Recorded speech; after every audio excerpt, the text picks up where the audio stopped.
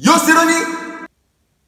J'ai pas de phrase d'intro. Pour la sortie du jeu Honkai Impact 3, j'ai décidé de vous faire une vidéo sur les jeux vidéo. Bien évidemment, c'est un partenariat et je trouvais ça intéressant d'allier ce partenariat avec le thème des jeux vidéo en général. Honkai Impact 3 est un jeu d'action RPG développé et édité par MiHoYo Limited. Le jeu offre un système de combat proche d'un Bayonetta puisque les combos sont nombreux et un slow motion se déclenche après une esquive au bon moment. Un jeu sympa que vous pouvez jouer à tout âge.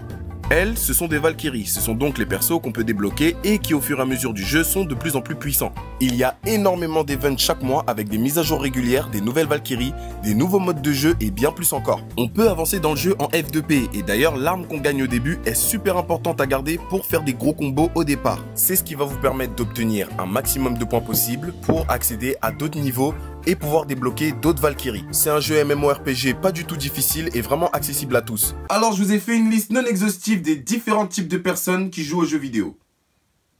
C'est parti.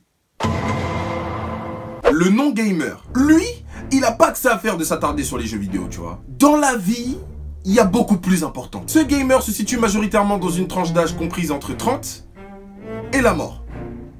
Et c'est bien ce qu'il mériterait. Il prononce mal le nom des jeux, Red Let Permission. C'est le genre de mec qui croit en la chance du débutant, tu vois le délire? Lorsqu'il se retrouve acculé lors d'un jeu de combat, il se met à toucher à toutes les touches, hein, parce que par inadvertance, il peut nous sortir le dernier des combos, mais que la première fois, hein, parce que non-gamer reste non-gamer, faut pas déconner. Le passif gamer, il est celui qui possède ou ne possède pas de console. Lui, il joue chez des amis quand il y va comme ça. Environ 1 heure par semaine et ça lui suffit. Faut pas trop lui en demander, tu vois, parce qu'au bout de 30 minutes de jeu, il en a marre. Voilà, ça l'excite pas plus que ça. Il trouve ça intéressant et moins prise de tête que de se faire fumer par un PGM en multijoueur. Le passif gamer connaît ses touches un minimum, mais peine à trouver R2 et L1, comme ça des fois, tu vois.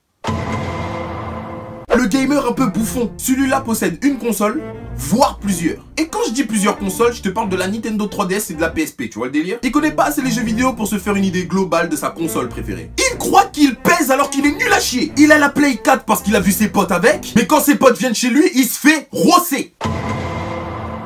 Le gamer anticonformiste. Lui, il comprend pas les rivalités Xbox, PS4, PES, FIFA. Donc, il fera absolument tout le contraire de la meute. Pour lui, tous les jeux sont pareils. J'ai regardé dans un blog, j'ai vu les avis, franchement, il n'y a pas de différence. PES, c'est tout aussi bien, voire mieux. Vous suciez tous PES 2008 avant, maintenant c'est FIFA.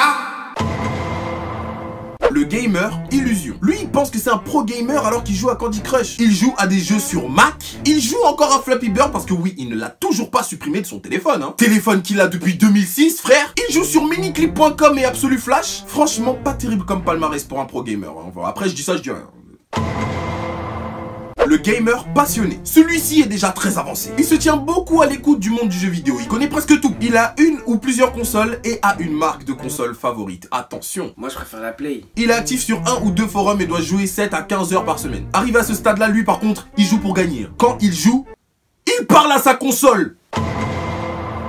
Le hardcore gamer. Celui-ci connaît tout. Il est incollable sur le monde du jeu vidéo, tu vois. Là, on parle pas de quelqu'un qui est passionné. Là, on parle de quelqu'un qui commence un peu à rentrer dans le monde de la folie. Il est actif sur au moins 2 à 5 forums. Il possède v'là les consoles, mais sans pour autant oublier qu'il a une vie, tu vois. Il est pas arrivé à ce stade où il commence à devenir un peu malade. Il sait qu'il a des amis, il sait qu'il a une famille, il les néglige pas pour autant. Il joue environ 12 à 18 heures par semaine. Il est arrivé à un stade où il commence à devenir un rajout.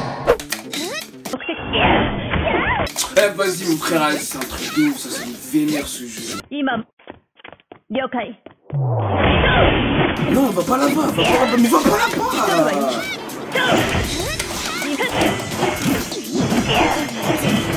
Ouais, vas-y, t'es nul chier mon frère, t'es nul.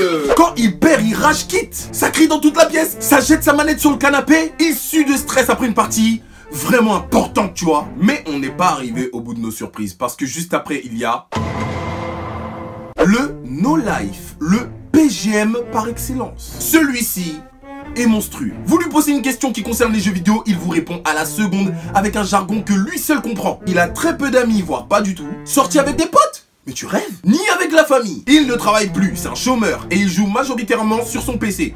Parce que la console, quelle drôle d'idée. Hein. Il a sa brosse bien à lui pour passer la poussière. 1% de tous ses PGM a réussi à faire de sa passion son métier. En plus de passer des heures à la console dans sa maison, il va carrément faire des compétitions.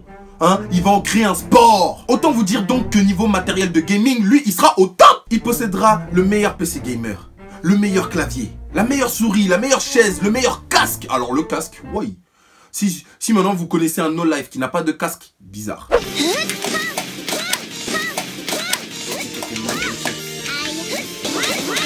Dans le bac, ok. Ok les mecs. Niveau jeu, il sera naturellement orienté multijoueur. Voilà, là où il peut y avoir des compétitions, tu vois. Pas question de jeu solo ou perso là, hein. Faut montrer qu'on est le meilleur. Faut que tout le monde le sache. Il casse sa télé, casse sa play, casse son bras par la même occasion. Lui, les codes GTA, non seulement il les trouve par lui-même, mais il les apprend par cœur. Il serait prêt à vendre père et mère pour avoir un stage chez Square Enix. Bref, ça va trop loin, le No Life, c'est un No Life, voilà. Voilà, c'est la fin de la vidéo. N'hésitez pas à me dire en commentaire quel genre de gamer vous êtes. Merci à Honkai pour ce partenariat. En barre d'infos, vous allez trouver toutes les informations qui concernent Honkai. Téléchargez le jeu, je l'ai essayé, il est archi bien. Et moi, je vous dis à la prochaine pour une nouvelle vidéo. Salut!